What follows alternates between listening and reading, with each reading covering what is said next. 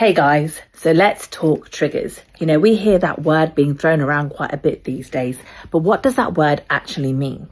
So sometimes we are in situations which feel uncomfortable. It could be a negative experience where we're around somebody or we are in an environment that makes us feel uneasy and we want to move away. It could be a positive experience, or a mixture of the two. Please don't forget that uncomfortable situations are not always a negative thing. Sometimes we need to go through uncomfortable things in order to grow, develop and evolve as human beings. And sometimes situations are just uncomfortable because they're new to us, They're situations we've never come across before.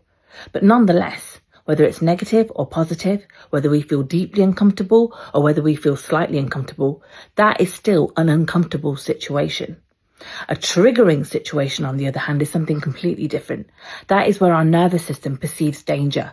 It perceives something to be life-threatening.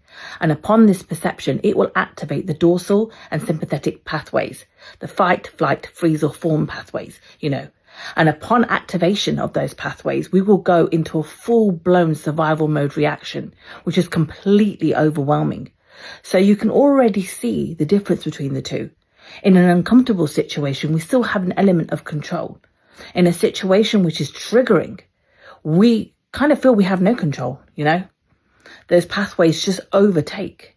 So there's a huge difference between the two, and it's really important that we use the word trigger within the right context.